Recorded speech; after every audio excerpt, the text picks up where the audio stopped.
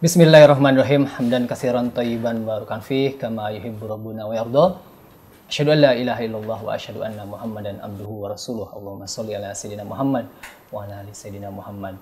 Masih dipancarkan dari Jalan Masjid Silaturahim nomor 36 Kalimanggis, Cibubur, Bekasi.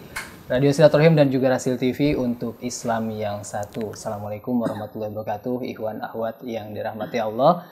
Apa kabarnya di kesempatan ini? Semoga ikhwan akhwat dimanapun Anda berada selalu dalam keadaan baik, dalam keadaan sehat, dan juga selalu dalam lindungan Allah Subhanahu wa Ta'ala. Dan mungkin bagi ikhwan akhwat yang saat ini sedang diuji sakit, semoga diberikan kesabaran dan juga kesembuhan yang sempurna oleh Allah Subhanahu wa Ta'ala. Amin. Amin. Ya Rabbal Alamin. Ikhwan akhwat, saya Rizal Haq ditemani oleh para pejuang dakwah. Di kesempatan ini ada Kang Ondi, Kang Robi, dan Kang Angga. Kita saat ini tengah berada di Bilangan Ancol, Jakarta. Kita bertemu dengan salah satu tokoh dari Persatuan Umat Islam atau PUI. Siapakah beliau, Iwan Awad? Beliau adalah Ustadz Iman Budiman, merupakan Sekretaris Jenderal dari Persatuan Umat Islam. Kita sapa terlebih dahulu sebelum kita berbincang-bincang lebih lanjut. Assalamualaikum warahmatullahi wabarakatuh, Ustadz. Waalaikumsalam warahmatullahi wabarakatuh. Kabar baik, Ustaz? Alhamdulillah. Yang pertama mungkin kami ucapkan terima kasih atas kesempatannya, atas waktunya, menyediakan waktu untuk kita untuk berbincang-bincang, Ustaz. Baik, insyaallah. Baik, Ustaz. Saya di sini melihat yang pertama Ustaz sebagai Sekretaris Jenderal di Persatuan Umat Islam. Nih, kegiatan sekarang apa ya, Ustaz? Jadi saya perlu Assalamualaikum warahmatullahi wabarakatuh. Saya perlu jelaskan terlebih dahulu sedikit tentang PUI ya. PUI ini Persatuan Umat Islam. Jadi kami ini adalah ormas. Ormas Islam yang berdiri pada tahun 1911. Jadi termasuk ormas tua. Kami berdiri sebelum Indonesia merdeka. Jauh sebelumnya. Ya, jauh sebelum Indonesia merdeka. Berarti usia kami ini sudah 1 abad lebih. Ya, kalau hitungannya dari tadi 1911. Nah, jadi PUI ini adalah organisasi yang memang punya territorial base dan berdiri di Jawa Barat. Ya, berdiri yang didirikan oleh 2 orang tokoh. Tokoh pertama yang bernama Kiai Haji Abdul Halim dari Majalengka. Yang kedua Kiai Haji Ahmad Sanusi di Sukabumi. Nah, kedua tokoh ini dua-duanya sama-sama mondok dan nyantri sekolah di Mekah Al-Mukarramah.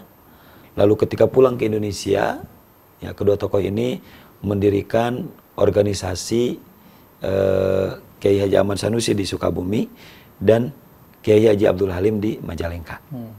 Nah, inilah kedua tokoh pendiri PUI Persatuan Umat Islam. Dulu kedua tokoh ini belum atas nama PUI atau sudah? Nah, di awal di Sukabumi disebut PUII, Persatuan Umat Islam Indonesia, dan di Majalengka Perikatan Ulama PO.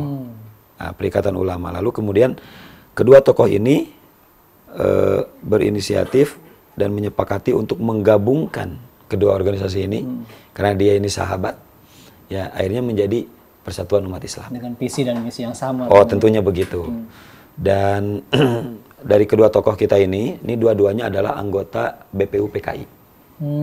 BPU PKI sebagaimana kita ketahui ya, Indonesia merdeka dan lahir dari BPU PKI ini. Ya, digodok konsep bernegara segala macam di BPU PKI ini.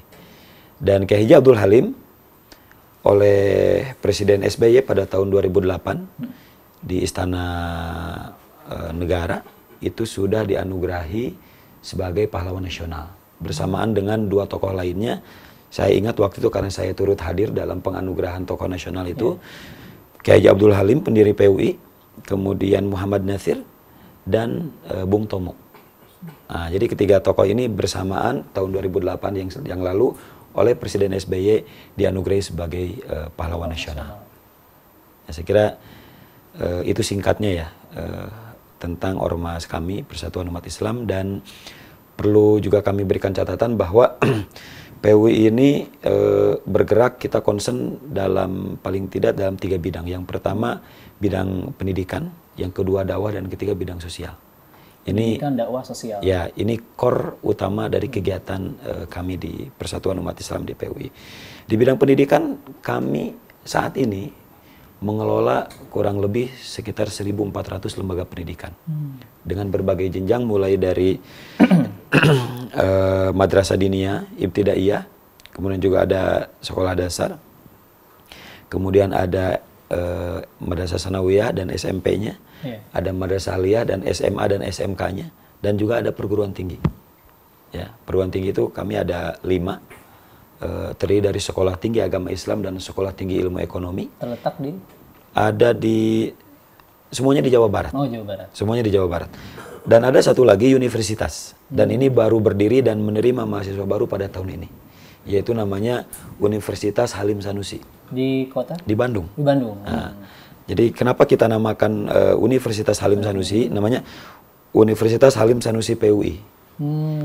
Karena Halim ini diambil dari nama Kiai Haji Abdul Halim Majalengka, dan Sanusi ini diambil dari tokoh yang satu lagi dari Sukabumi, Kiai Haji Ahmad Sanusi. Makanya universitas kami yang baru berdiri ini kami namakan Universitas Halim Sanusi PUI. Nah, ini kita baru menerima mahasiswa baru pada tahun ini, insya Allah. Ya. Saya kira itulah singkatnya tentang pengenalan tentang PUI ya. Baik. Nah, satu lagi pertanyaan, apakah juga bergerak di bidang politik? Secara langsung tentu tidak, karena kami bukan partai politik. Kami adalah ormas Islam. Akan tetapi PUI sejak berdirinya sampai sekarang senantiasa berada pada sebagai pendukung garis politik Islam. Gitu. Jadi kalaupun kami memang adalah ormas Islam, kami tidak berpolitik praktis, akan tetapi kami tidak apolitik. Kami tetap konsen dengan persoalan-persoalan perpolitikan Islam di Indonesia ini. Saya kira begitu.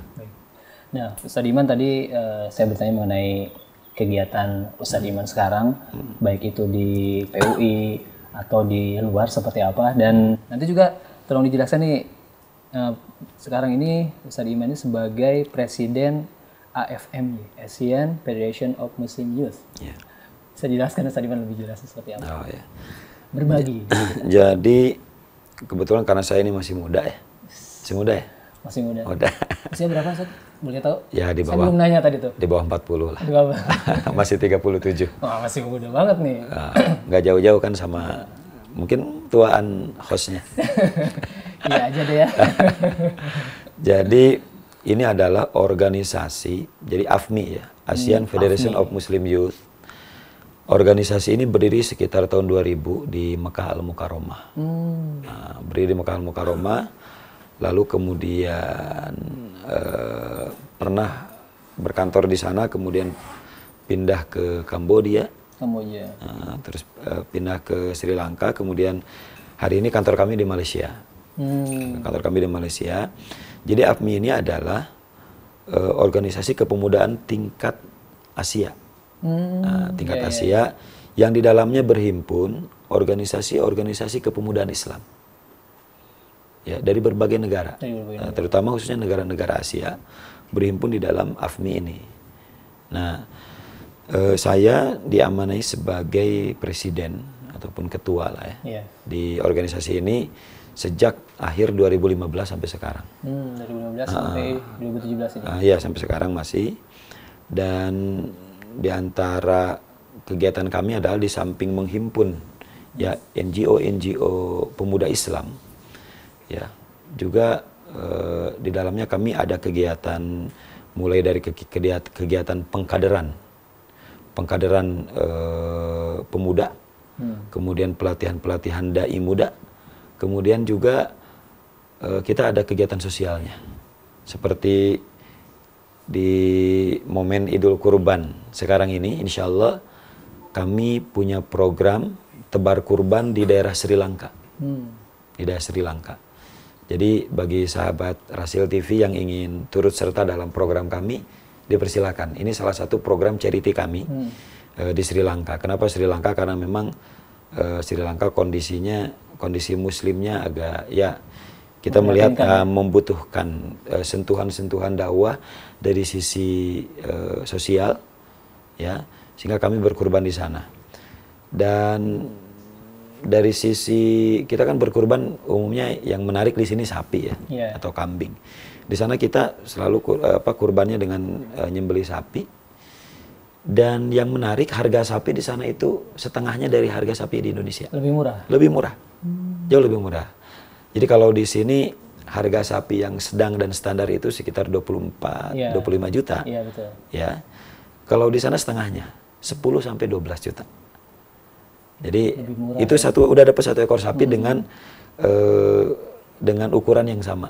Jadi apabila ada sahabat Rasil yang berminat ataupun ingin turut serta dalam program tebar kurban bersama kami di Sri Lanka, dipersilahkan. Harga sapinya sangat murah sekali. Lebih murah ya? Lebih murah, setengahnya. 12 sampai 13 juta mungkin saja. Ya sekitar 12 juta. Ya begitu.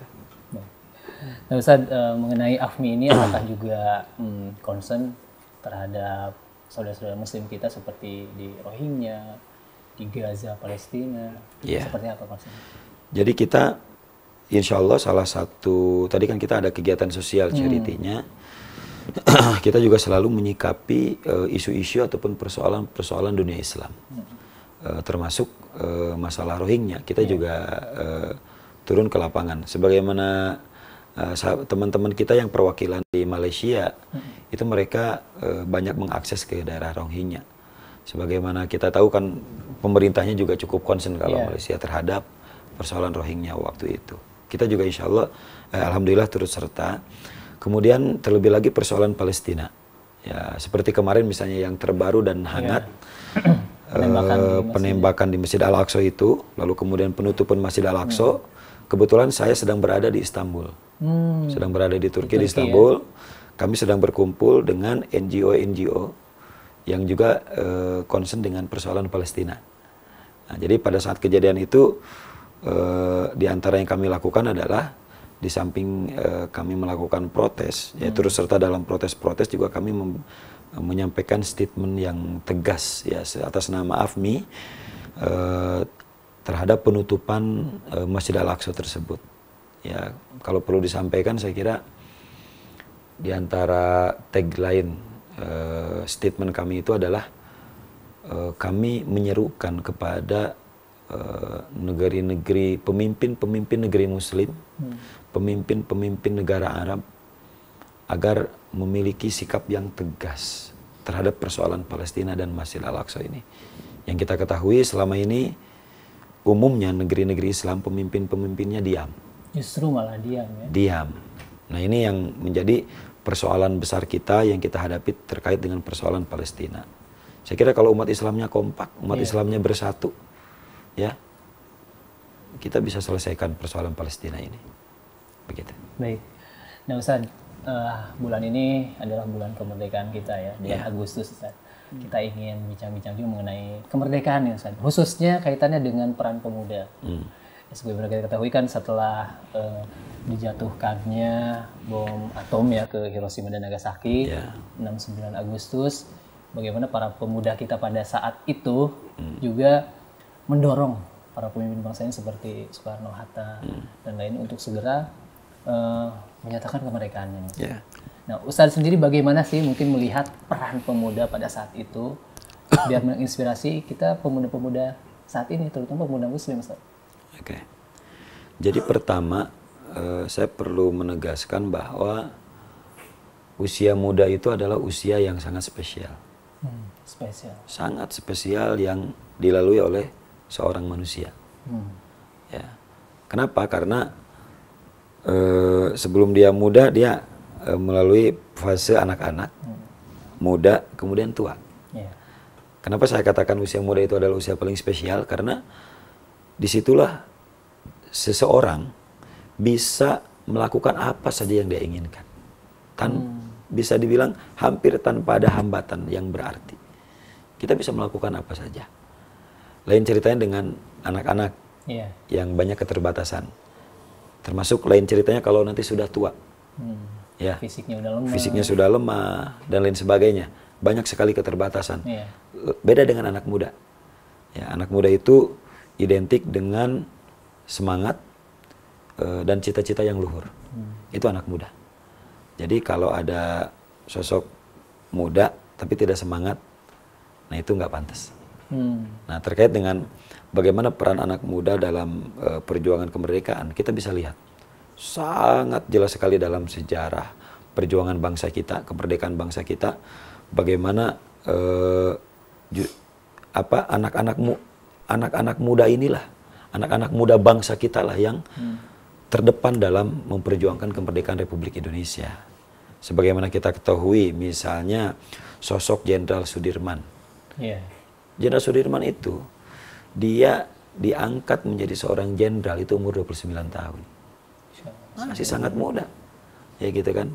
Kalau kita, antum udah lewat? Lewat dikit. Ah, udah lewat. Belum jadi jenderal kan? Iya, kalau saya udah jadi presiden. Subhanallah. Presiden APMI kan.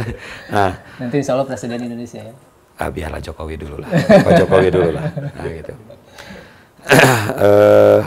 Jenderal Sudirman, dan beliau ketika bergerilya melawan penjajah, itu beliau usianya ya, dan beliau wafat pada usia 34 tahun kan. Tidak lama. Usia muda jadi jenderal terus jadi sakit jenderal, juga terus gitu ya. Sakit, dia bergerilya, dia terdepan dalam gerilya perjuangan kemerdekaan Republik Indonesia. Ya, dengan segudang prestasi, dan meskipun usia biologisnya muda, tapi usia ideologisnya dikenang sampai kita hari ini. Gitu, usia ideologisnya panjang. Itulah yang saya kira oleh Rasulullah disebut panjang umur, ya. Disebut panjang umur itu dalam hadis ya disebutkan orang yang rajin silaturahim panjang umurnya. Panjang umur yang dimaksud panjang umur di situ adalah umur seperti Jenderal Sudirman. Jadi usia biologisnya mah pendek, muda, cuma ya nggak nyampe 40 tahun kan. Tapi usia ideologisnya, nilai-nilai perjuangannya, spirit kemerdekaannya yang dia bawa, itu sampai bisa menginspirasi anak-anak muda kita hari ini. Ini baru satu contoh dari sosok Jenderal Sudirman. Belum kita melihat sosok-sosok yang lain. Siapa anak-anak muda di balik Soekarno yang memaksa Soekarno untuk saat itu juga memproklamasikan kemerdekaan? Itu kan anak-anak muda. Kemudian termasuk Soekarno sendiri, yang kita kenal sebagai Bapak Proklamator Republik Indonesia. Beliau jadi Presiden Indonesia kan usianya 40-an. Pada saat memproklamasikan kemerdekaan Republik Indonesia usianya 40-an. Belum nyampe 50, di bawah 45, 41 apa 42. Itu usia Soekarno. Kan usia yang masih sangat muda. Kalau kita melihat tokoh-tokoh bangsa hari ini misalnya, yang sudah banyak yang sudah sepuh dan sudah tua. Dan sebenarnya idenya kenapa anak muda? Ya karena sebenarnya seharusnya ya anak muda yang jauh lebih siap memikul beban-beban perjuangan. Begitu. Nah, saya kira itu. Kaum muda, pemuda gitu ya, untuk memikul nanti untuk menjadi pemimpin bangsa tentunya harus ada bekal nih, bekal dari sekarang. Mungkin ada pesan untuk para remaja kita, para pemuda kita khususnya masih duduk di bangku sekolah atau kuliah, yang harus dipersiapkan seperti apa gitu. Kadang kan untuk zaman sekarang modern yang sudah menikmati kemerdekaan ini terkesan sudah udah mereka ini udah enak gitu. Ya. Apa juga yang harus diluruskan nih pesan? Iya, jadi dulu negeri kita ini dimerdekakan oleh anak-anak muda yang mendedikasikan seluruh waktunya, seluruh periode masa dia hidupnya itu dengan darah, keringat dan air mata. Ya. Seperti sosok-sosok yang tadi saya sebutkan. Dan tentu masih banyak puluhan bahkan ribuan sosok anak muda yang lain yang tidak tercatat namanya dalam balantika sejarah kemerdekaan Indonesia. Nah, ketika dulu para pejuang bangsa ini, para pahlawan negeri ini melawan penjajah, mengusir penjajah dengan nyawa, darah dan air mata, dengan mengorbankan segala apa yang dia miliki untuk agar Indonesia ini merdeka. Ya.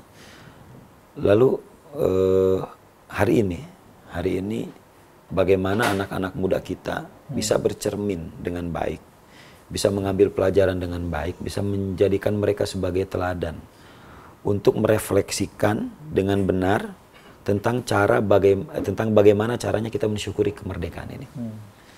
Jadi samping perjuangan yang luar biasa dari para pahlawan kita, anak-anak muda kita zaman dulu, tentu yang paling utama ini adalah anugerah dan nikmat terbesar yang Allah anugerahkan untuk bangsa Indonesia, yaitu nikmatnya kemerdekaan. Dan tugas kita hari ini sebagai entitas anak muda yang hidup pada zaman ini, pada saat ini, tentu tugas kita adalah pertama mensyukuri nikmatnya kemerdekaan ini, ya. Kemudian yang kedua, bagaimana cara mensyukuri nikmat kemerdekaan ini dengan cara yang tepat dan benar, tidak keliru dan tidak salah kaprah. Sebenarnya saya ada sebuah fenomena dan potret yang agak prihatin sebenarnya ketika menyaksikan anak-anak muda kita hari ini, ya, mulai dari usia remaja, kemudian memasuki usia muda, ya, itu ya seperti misalnya di ada ngenceleng di jalan-jalan gitu kan, minta sumbangan untuk kegiatan peringatan 17-an. Sebenarnya tidak salah, akan tetapi kurang tepat gitu. Mengganggu pengguna jalan juga. Pertama mengganggu pengguna jalan, kemudian yang kedua ya generasi muda kita seperti dididik untuk menjadi pengemis. Ini saya sebenarnya sedih. Apakah ketika tidak melakukan cara itu dia tidak bisa merayakan kemerdekaan? Gitu. Jadi sebenarnya menjelekkan harga diri pemuda juga ya? Ya sebenarnya iya. Nggak pantas sebenarnya pemuda itu minta-minta di jalanan. Coba cari yang lebih kreatif dan lebih produktif, ya. Misalnya kita bisa melakukan atau yang punya nilai produktivitas lah. Ya punya daya kreativitas yang tinggi. Misalnya melakukan produksi menghadirkan industri-industri kreatif yang itu hasilnya sebagian kita pergunakan. Atau ini seperti tidak ada sentuhan negara. Ini negara seperti membiarkan fenomena seperti ini. Saya kira saya tidak peduli ya. Ini saya kalau jadi bupati misalnya, kalau jadi bupati, nggak tahu bupati di mana kan, ya. Tadi kan presiden. Iya, turun jabatan jadi bupati. Kalau saya jadi bupati misalnya di sebuah tempat, saya akan membuat edaran melarang anak-anak muda kita untuk meminta-minta di jalanan, ya. Bahkan di jalan nasional juga saya lihat ada itu yang minta-minta, ya. Jalan nasional, jalan provinsi, jalan kabupaten, bahkan sampai gang-gang kecil, mereka meminta-minta. Saya akan larang itu, ya. Lalu kemudian saya katakan, sebagai gantinya, semua keperluan dan kebutuhan perayaan 17 Agustusan di semua wilayah, semua daerah ditanggung oleh anggaran negara.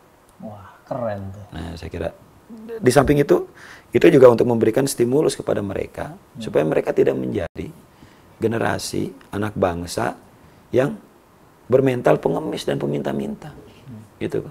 Lebih baik pemerintah dalam hal ini menggandeng anak-anak muda itu, kita dorong untuk supaya mereka memiliki kreativitas yang tinggi, menghadirkan acara-acara dalam konteks Hari Ulang Tahun Republik Indonesia ini dengan kegiatan-kegiatan yang lebih positif. Kan kalau negara memberikan dana, memberikan anggaran kepada mereka, negara bisa mengintervensi, negara bisa mengarahkan, negara bisa membimbing. Dengan kegiatan-kegiatan yang positif ini sebenarnya. Jadi jadikan generasi muda, anak-anak muda kita ini sebagai mitra strategis pemerintah, ya, dalam menghadirkan kegiatan-kegiatan yang positif. Sudah itu kalau kita lihat, setelah mereka dapat dana dari pinggir-pinggir jalan itu, mereka gunakan untuk apa kegiatannya, gitu kan? Banyak hal ya kegiatan. Coba kalau kita nilai, kalau kita potret, kalau kita nilai sisi positif dan negatifnya, persentasenya, ini lebih banyak mana? Ya. Lebih banyak madaratnya. Lebih banyak madaratnya dengan hura-hura, ya. Dan mereka ini bukan umumnya, bisa dibilang mungkin mayoritas adalah Muslim. Mereka pemuda Muslim, ya. Mereka generasi Islam, ya. Tetapi kenapa mereka mengambil cara merayakan Hari Ulang Tahun Republik Indonesia dengan kegiatan-kegiatan yang sebenarnya tidak ada sentuhan nilai-nilai keagamaan atau sentuhan-sentuhan keislaman. Lebih jauh lagi ditarik dalam konteks tasyakurnya, jauh dari nilai-nilai syukur, begitu. Nah ini saya kira ini menurut saya sebuah otokritik untuk kita, untuk saya sendiri, untuk saya juga, untuk kita semuanya, untuk seluruh pendengar Rasil TV dimanapun berada, dan untuk pemerintah kita. Mari kita berpikir, karena ini sudah terjadi selama puluhan tahun. Pemerintah seolah membiarkan, seolah-olah menjadi budaya ini. Budaya. Udah masuk Agustus tuh hampir semua jalan penuh seperti itu. Oke lah, misalnya masyarakat kita di satu sisi saya melihat sisi positifnya ada. Misalnya di tiap basis-basis RT ataupun RW itu dengan meriah, sukacita merayakan kemerdekaan Republik Indonesia. Oke, saya setuju dan saya juga terlibat di situ. Saya sebagai bagian dari entitas masyarakat. Betul. Di mana tempat saya tinggal, saya turut serta dalam merayakan dengan sukacita bersama-sama dengan mereka. Saya tidak antipati juga, ya. Saya bersama mereka. Akan tetapi saya berusaha ya untuk kegiatan-kegiatan yang positif. Untuk kegiatan-kegiatan yang ada unsur pendidikannya, mendidik dan lain sebagainya, kita dorong, kita dukung penuh. Akan tetapi apabila ada kegiatan-kegiatan yang kurang baik, cenderung negatif, tidak mendidik bahkan, ya kita juga berusaha untuk mencegahnya, dan kemudian mengarahkan kepada hal-hal yang lebih positif. Ya misalnya kan umumnya dengan perlombaan-perlombaan. Ya selama perlombaan-perlombaan itu mendidik, saya setuju. Kita dorong, kita backup. Akan tetapi apabila ada perlombaan-perlombaan yang tidak mendidik, contoh di antara perlombaan yang tidak mendidik dalam konteks hari ulang tahun Republik Indonesia itu adalah misalnya suka ada misalnya perlombaan main kartu gapleh. Saya nggak setuju itu, terus terang. Karena di mana ada unsur judinya di dalamnya? Ya walaupun tidak ada unsur judi, misalnya itu hanya just for fun. Tetapi di mana unsur pendidikannya? Kalau misalnya perlombaan-perlombaan olahraga sifatnya main bola atau tenis meja ataupun yang lain lah yang sifatnya di berbasis di daerah ya. Saya kira ya ada unsur di situ ketangkasannya, ada unsur kesehatannya, ada unsur olahraga dan latihan kompetisi yang sehat, itu bagus. Tapi ketika tidak ada unsur pendidikannya sama sekali atau nilai-nilai positif, saya kira tidak ada salahnya kemudian kita mencari alternatif lain yang dengan kegiatan-kegiatan perayaan yang lebih mendidik. Ini salah satu problem menghadapi hari ulang tahun kemerdekaan 17 Agustus yang saya kira perlu kita pikirkan bersama. Nah ini generasi muda kita membutuhkan arahan. Saya kira itu. Jadi perlu ya pemerintah itu terlihat langsung peduli. Saya kira harus. Meskipun dalam hal mungkin ya orang menyepelekan, menganggapnya hal kecil gitu ya. Tapi penting sekali. Dan membina generasi muda itu salah satunya juga tugas negara. Tugas negara. Ya kewajiban negara. Membina, mengarahkan, membimbing generasi muda kita. Tidak hanya mengurus anggaran ya. Oh iya, makanya ya kan ya anggaran bagian yang memang kewajiban untuk menyiapkan. Nah, kan tetapi jangan dilupakan. Ya jangan dilupakan generasi muda kita. Ya bermitra lah dengan masyarakat, dengan tokoh dan sebagainya. Bagaimana caranya generasi muda kita, anak bangsa kita yang 20 tahun yang akan datang mereka yang akan memimpin negeri ini. Kalau kita tidak siapkan dengan baik, kalau kita tidak siapkan dengan baik generasi muda kita hari ini, bagaimana nasib negeri kita, bagaimana nasib bangsa kita ke depan? Kan ngeri. Saya kira itu. Baik. Ikhwan Akhwat, kita masih berbincang dengan Ustadz Iman Budiman, mohon maaf ya. Beliau merupakan Sekretaris Jenderal dari Persatuan Umat Islam atau PUI, juga sebagai Presiden dari AFMI, Asian Federation of Muslim Youth. Dan Ikhwan Akhwat, kita jeda terlebih dahulu, kita akan lanjutkan bincang-bincang kita dengan Ustadz Iman Budiman setelah jeda berikut ini.